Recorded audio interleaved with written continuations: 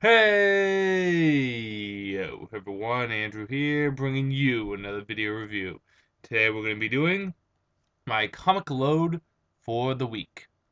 Now, I am sorry that this video is coming up really late. I have a good reason. Other than being incredibly busy with work and having a lot of comics to read through, I got tremendously sick this weekend. Yesterday, which was Saturday the 22nd, I threw up a lot. I threw up 4 times, and it was a lot when I did throw up. I don't know what happened. I think I got a stomach bug. What didn't make things any better is I watched a marathon of Tosh Porno while I was throwing up, and on that marathon of Tosh Porno, there was people also throwing up. So there was just so much throwing up. It was a bad day. So I didn't get to get my reviews out when I wanted to get them out. So I will get them out for you today, and we'll get things going. In addition to that, I also am thinking of making my Andrewcutter picks of the week video just part of my comic load and give you guys what my pick is then, just to save time. And I haven't really been able to get the Andrewcutter pick of the week out on time. It's up to you guys on whether or not you think this is a good idea, but I'm going to try to go with it. So with that said, we might as well just start the comic reviews, and we will start where we always start, with a little bit of Batman in our life. And that is with Nightwing, issue number 15. Yes, we're on 15. Death of the Family. So Nightwing is getting all set for his big premiere night with the circus and all his star attractions and everything, and yeah, something goes down. Joker doesn't like what's going on with Haley's circus, and he wants to, well, pretty much make his mark on the circus, the way that only the Joker can, with a smile. And he starts targeting Nightwing in every way possible. While this is going on, Nightwing is finding out that the people that he cares about are being targeted. In addition to that, he also starts up a little with Sophie Zuko. So the question is this: who will live, who will die, and will Nightwing be able to take on the Joker alone? You're going to have to read and see. Let me just tell you this: more than one person definitely dies. Good, bad, whether or not you should get it. Good. A lot of drama in this issue. Good drama and bad drama, from the awkward kiss with Sophie Zuko to the death of a few characters. There is definitely drama in this, and it feels real, it feels natural, and it feels like the Joker is really attacking the Bat family. Particularly here, Nightwing. Good cliffhanger at the end. The fighting and action was good, and I really did like the art also. Bad, I can't really say there was any bad. It was a good issue. I enjoyed it. I will give it a 5 out of 5. Nightwing was fun this week. Really did like it. And I'm really looking forward to what is going to be coming next in Death of the Family for Nightwing. And if it kind of ends off on the same note that some other Nightwing crossovers, or not Nightwing, Death of the Family crossovers, end on. On to Red Hood and the Outlaws. So basically, Red Hood is pissed. Jason is pissed because his girlfriend has been drugged up by the Joker. So what does he want to do? Let's finally kill the Joker. The problem is that Joker knows that he's coming, so he's prepared, and he actually is able to capture Jason Todd and put him into this itty bitty bitty bitty room. So what kind of plans does Joker have for Jason Todd? And at the end of it, will there be a revelation? I said resolution. Revelation for Jason that he would never see coming? Who really created the Red Hood? On to the good, the bad, and whether or not you should get it. Good. Um, I like the fact that Jason, unlike the other Bat family, so I'm just gonna kill him. Like, even with Batgirl, she kind of wanted to beat up Joker for a bit. No, Jason's just like, I'm gonna kill you. Gonna kill you right now. And I also just like there's already that pre-established history and tension with Joker and Jason there, because you can look at all the other Batman families, with the exception of Bruce. There's some history with the characters in them, but not quite like it was with Jason and Joker. Yeah, Barbara got paralyzed, but Joker wasn't really targeting her.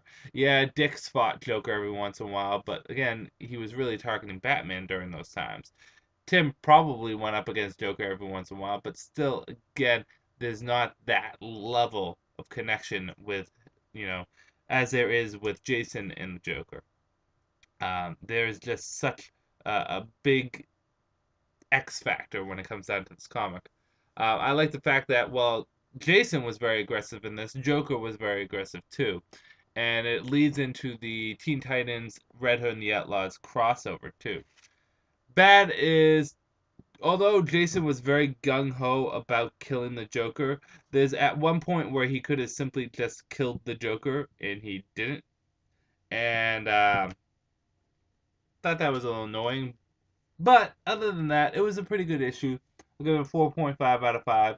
Not quite as good as Nightwing's, but still actually holds up pretty well as a crossover for Death of the Family. I almost said Night of the Family.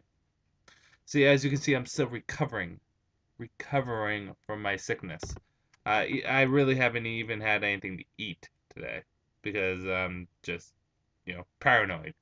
Um, Catwoman, issue number 15. Now, Catwoman, I was actually kind of in the mood to read because the night before this came out, I had a weird dream that I was Catwoman.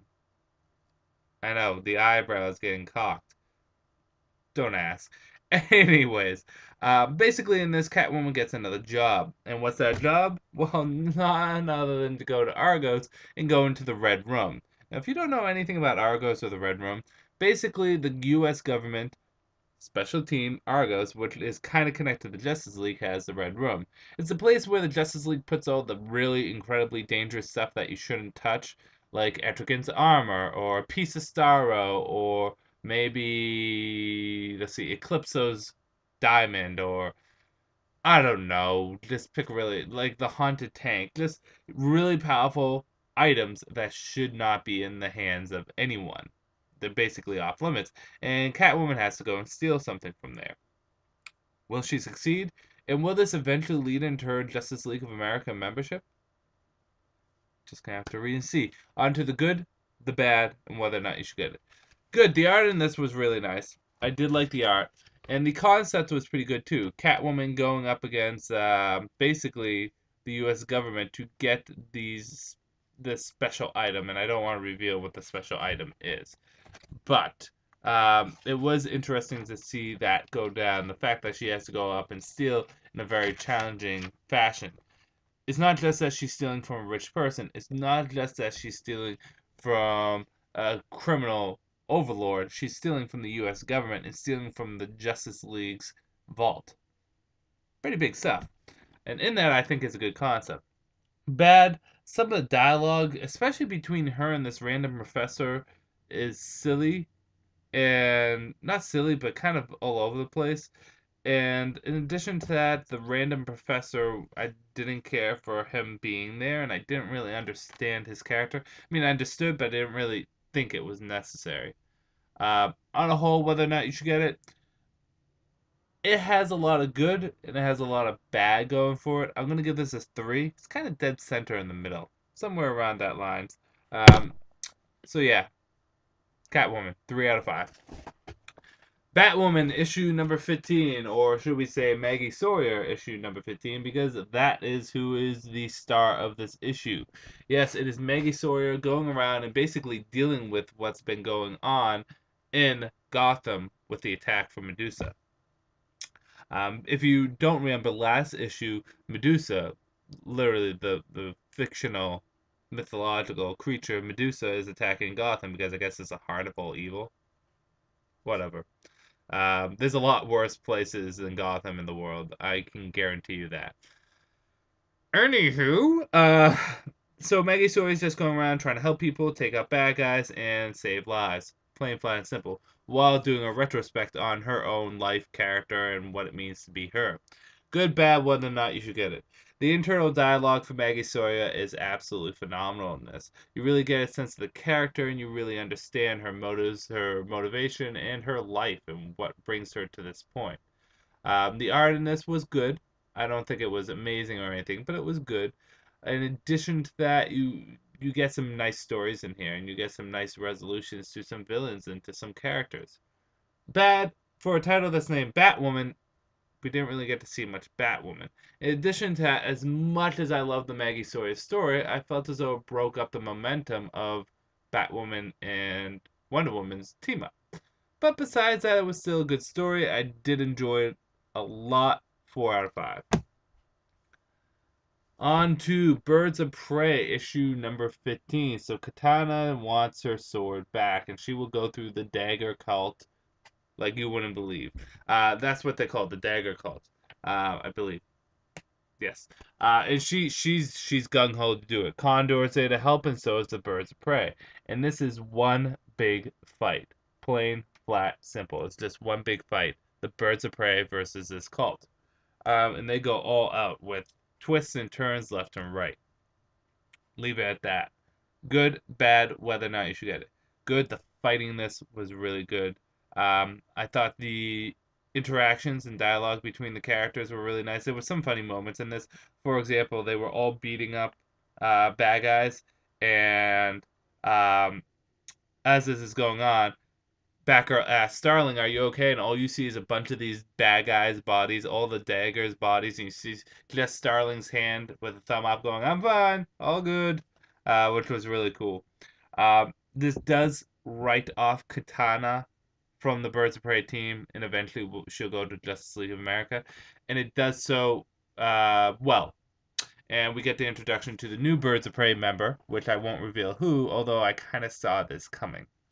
Bad. The only bad about this, well, no, another good. Katana was just a freaking badass, and this makes me more and more excited for a comic series.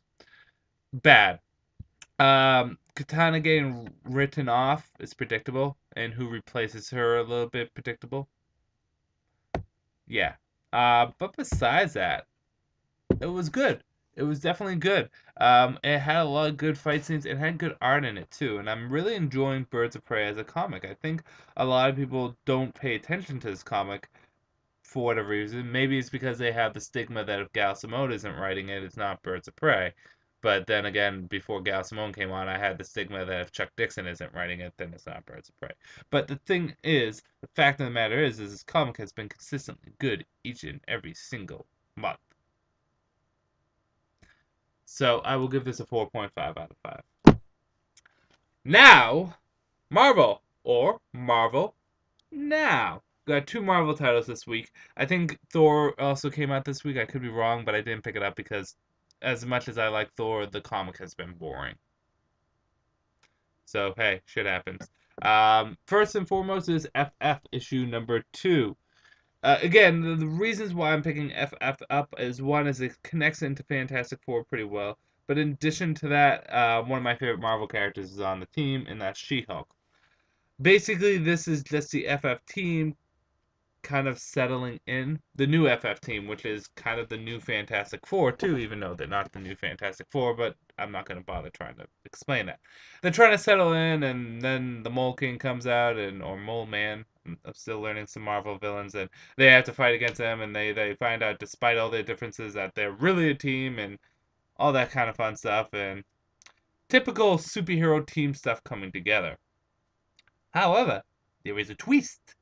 At the end, there is a cliffhanger and a twist on exactly what could have happened to the Fantastic Four team and what's going to be going down with the FF team.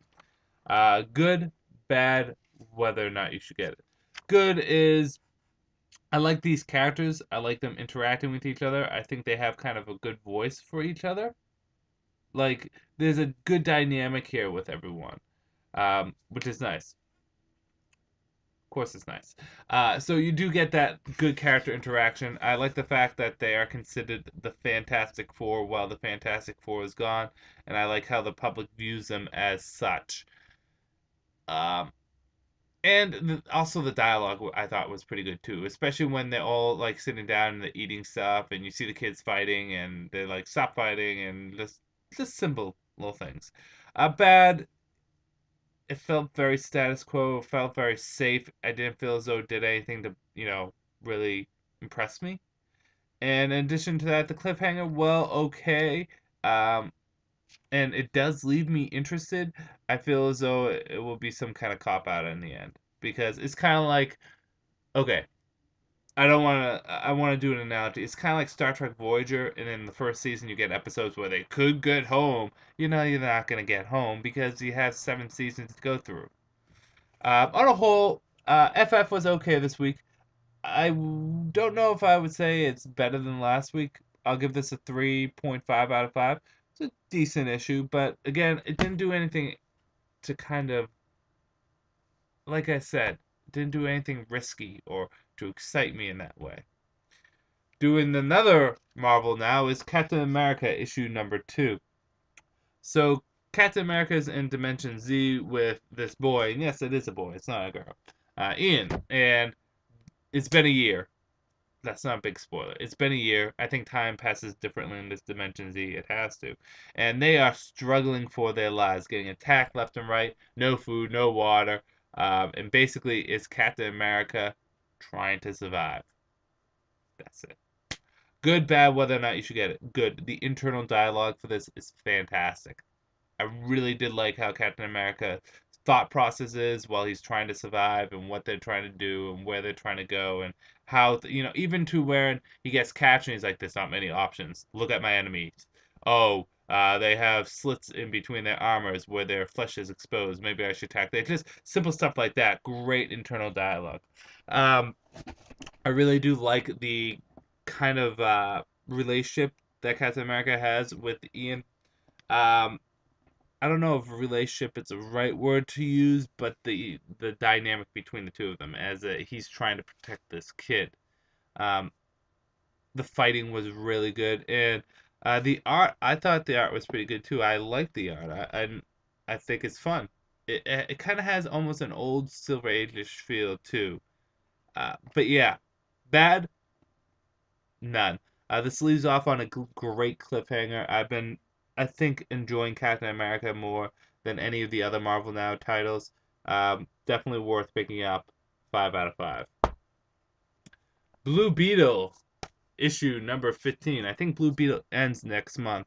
And really, this is Blue Beetle trying to get home and dealing with aliens along the way. But also, what's that guy's name? The person that Skyreach, I think his name is, the person that had the scarab before Jaime is wanting it back, and he is going to do anything he can to get it back. Good, bad, whether or not you should get it. Damn, I love Jaime as a character. I really do. I think there's some good writing with the character in this, and I think there's some really good dialogue with the character in this. You can put Jaime in any kind of situation. You can put him in a strip joint, and I would be happy to see what would go on in that situation. So I did like Jaime in this. I actually thought the story was pretty fun. Lots of twists and turns, some really funny moments, but some really good action moments too. And I'm pretty sad that this comic's coming to an end because I feel as though it's really picking up a bit. Bad, other than the fact that it's coming to an end, nothing really. I will give this a 4, however, because it didn't blow me away by any means, but it was still really fun. And again, it's a pity that Blue Beetle's coming to an end. Moving on to Sword of Sorcery featuring Amethyst. So, Amethyst is starting to learn her new powers quite a bit. And she learns that there's a lot of sorcery and magic that she can use her powers with. Her mother wants to have kind of a meeting with her aunt to smooth things over, maybe find a treaty, maybe find some middle ground. However, it doesn't quite go out the way that her mother wants it to. And what exactly happens afterwards, well, let's just say it can be pretty messy. Good, bad, whether or not you should get it. As with the previous 2 issues, and really the previous issue, is that I like how Amethyst has this great world, this really rich world. There's a lot of almost political stuff that goes on. There's a lot of character interactions. The cast is growing on you a lot. It feels like a sword in sorcery story without having to have the confines of being in the real world. It's in an alternate dimension, so it works out on that. The art is beautiful, and this dialogue is great, and the fight scenes are really fun too. And I really do like the tension that goes on between Amethyst and her aunt. Bad. The The ending was, I think, the ending kind of ties into what happens in Justice League Dark with her getting teleported. But besides that, I don't think there was a bad, and I don't think that was a bad. I'm just saying, yeah. Whether or not you should get it, 5 out of 5. Sword and Sorcery Amethyst is this comic is really fun, and if you're avoiding it for whatever reason, you're doing yourself an injustice because it is really good. Angel and Faith, issue number what, 17? Yes, we're on 17 now. So basically, Giles's body has gone missing, and Giles is up and about offering to resurrect their, the Slayers' friends, their fellow Slayers. While this is going on, Angel and Faith have kind of a little tussle with each other because, well, she's pissed at him because she's the one that lied to her friends, and she's dealing with the consequences of it. So she's pissed at Angel. Faith, Faith, think this through. Just think this through. Um, Good, bad, whether or not you should get it. Good is I did like the tension between Faith and Angel, despite the fact that it felt kind of forced. It was still kind of fun. Um, in addition to that, I like how plot elements from previous Buffy stories are kind of tying into here. And I have to tell you, I really like Giles's aunts. I think they're hilarious. Bad is I felt as though with the missing Giles's body and how he randomly appears, I think it was explained way too quickly. Besides that, I'll give this 3.5 out of 5. This has been the best of the season 9 Buffy series. This issue was kind of meh, but it was still pretty good. On to Star Trek: The Next Generation, issue number 3, Hive. I don't know if I reviewed this last month on the channel or not, but I've been reading this because, one, I'm a Star Trek Next Generation fan. I'm a fan of Star Trek in general, but Next Generation in particular. I think I did review this last month. So yeah, basically the Borg Queen has betrayed the Starfleet. What a shock. Really? You didn't think that was going to happen, Jean-Luc? I love you. You're the best captain of all, but really? But yeah, the Borg Queen betrays the Federation, and basically it is Jean-Luc Picard versus the Borg Queen. Not only as Jean-Luc Picard, but also Locutus Borg. What can the Enterprise crew do to prevent this awful future from happening? You're going to have to just read and see. Good, bad, whether or not you should get it. Good is I like how this story is finally coming together. I felt as though it's been very disjointed for the first 2 issues, or at least very much so in the first issue. But I like how it is coming together, and they're using a very predictable way of trying to solve the problem of, oh shit, the future, everyone's assimilated, how are we going to fix this? But they still found a way to deal with it that's pretty much fits well with the Star Trek universe. I did like the fight between Locutus and the Borg Queen, which was pretty cool. And in addition to that, it was cool to see Riker and the Titan team jump on to the Enterprise. Bad is that during this, and I could be wrong, let me just double check this.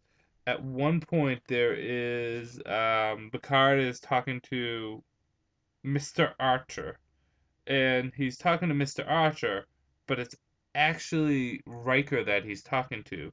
And Riker, and you know it's Riker because it looks like Riker, and you're like, oh, maybe Mr. Archer looks like Riker, but no, it's Riker because you can see the captain's badge on his side of his neck.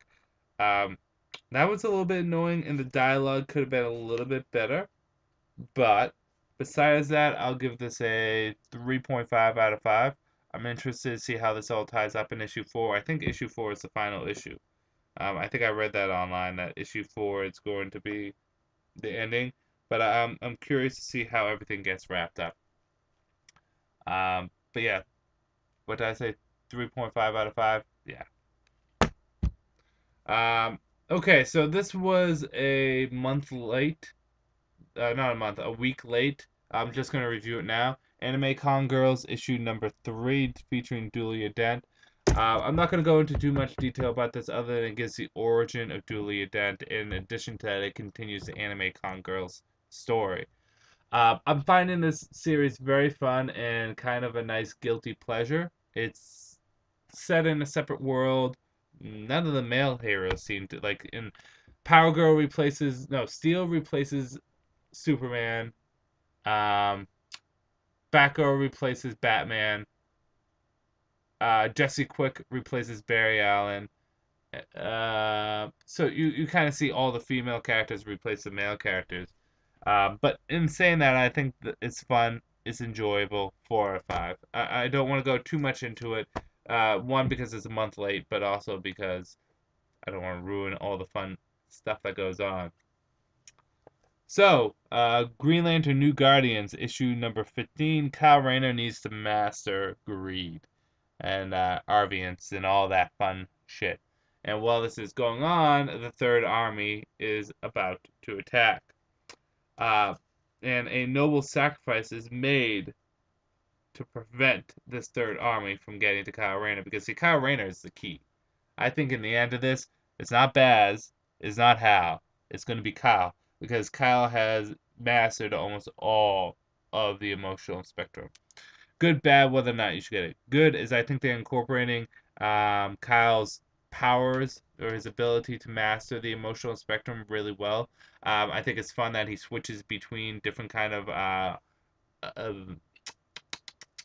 lantern powers. There you go. From teleporting to using fire to using fear and all that stuff. I think it's actually handled very well. I'm liking the team that's being built right now, and the noble sacrifice at the end was really good.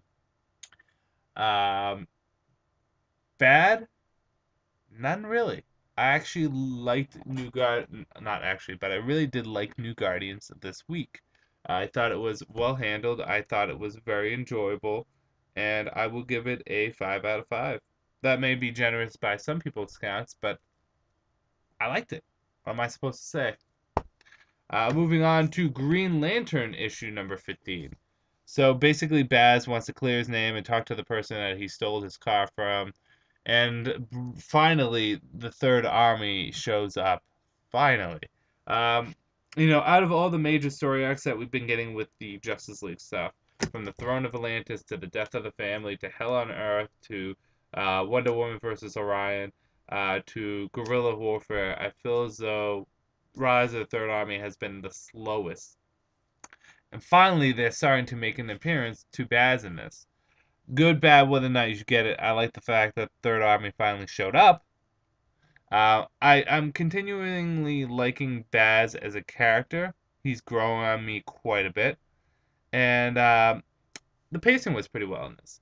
Bad is, even though the comic was paced well, I would have liked to see I feel as though the story's just kind of starting because the Third Army is just kind of showing up. Felt as though this story should have been a little bit shorter than it was. And is this making sense? Like, I feel as though the story is just started, even though we're like 3 or 4 issues into Baz as a character. And I would have liked more Hal and Sinestro because Hal is my favorite Green Lantern. I hope they don't get rid of him. I hope we can have both Hal and Baz. We'll see. On a whole, 4 out of 5. I actually enjoyed New Guardians a bit more this week. On to the last 3 titles. I know we're on almost a half hour. Supergirl issue number 15. So Supergirl and Hell are kind of having their discussion with each other of how they can resurrect Krypton. And how do they plan to do it? By going to Kandor. While this is going on, Superman and Superboy are trying to figure out a way to get into the Fortress of Solitude to stop Hell. But while this is going on, there's a relationship developing between Hell and Supergirl. What happens in the end? You're just going to have to read and see. Good, bad, whether or not you should get it. Good, is I like the fact that Supergirl is kind of being manipulated by Hell, and there's a kind of a shocker at the end, the final page, what happens between the two of them. I like how Kandor is portrayed in this, where everyone in Kandor is there, but they're in stasis lock. I thought the first few pages of this issue really helped establish Supergirl's relationship with her friend, who does show up in Kandor, so there's some emotion to that too. And this is continuing, and I think Hell is starting to turn into more and more an interesting villain. Is he from Krypton? Is he not? If he is from Krypton, I mean, how dangerous a foe is he going to be? Bad? Actually, none. I'm gonna give this a 5 out of 5. Also, I'm trying not to be too generous here, but there's a lot of good comics this week. Um, Supergirl issue number 15, worth picking up. On to Black Lightning and Blue Devil for DC Universe Presents issue number 15. So these dynamic duels have to deal with the person that Blue Devil's skin comes from. You know what I mean. Basically, Blue Devil's powers, his suit comes from a demon, and they have to fight that demon, who has made a deal with, oh god, what's his name? Tobias Whale, the main villain of the story so far. We also find that he's using drugs to steal kids' souls so that this demon can become more powerful. Actually, kind of interesting. Good, bad, whether or not you should get it. Good. The dialogue was pretty good in this. The story actually is turning out to be a little bit more interesting. And in addition to that, I like these two working as a team. They kind of balance off each other pretty well. Bad is I thought the explanation for how how the skin of this demon came off was a little silly. I mean, it's kind of cool. It ties into the rest of the DCU, but it's still kind of silly. And in addition to that, I don't know. I felt as though the story has gone on a little too long. On a whole, whether or not you should get it, 2.5 out of 5. It's an okay issue, but I want to write home to anyone about it. And final issue of the week from our Justice League family is Wonder Woman issue number 15, Enter Orion. Orion basically shows up on Earth, and we see that there's a connection between the new gods and the Greek gods. What that connection is isn't fully explained yet, but we do know that's a connection between the two. And basically, Orion is trying to get some information from one of the Greek gods, who could actually be a new god, although it's never really truly explained. And Lennox needs information from him also. Wonder Woman shows up, and basically it's her versus Orion. But Wonder Woman displays a new power and ability that was given to her by Hephaestus. Good, bad, whether or not you should get it. Let me just state this right now. The art, the story, everything was great. From Orion being totally in character to Wonder Woman gaining a new power ability, this was a great issue. The cover is awesome in that. Probably one of the best covers I've seen. And I really do like also Hera and Zola's kind of interactions with each other too. Well paced, and it's making me want more. 5 out of 5. Wonder Woman. With that said, that is my comic load for the week. I'm sorry that it came later in the week, but like I said, I was incredibly sick this weekend on Saturday, so still recovering right now. But I'm going to end this video here. This is Andrew saying peace out. Oh, well, yeah. What's my Andrewcutter pick of the week? I should probably say that now. I'm going to give it to Wonder Woman. There's a lot of good stuff this week, but Wonder Woman, I think, was the most enjoyable of the bunch. So, I'm going to end this video here. This is Andrew saying peace out for now.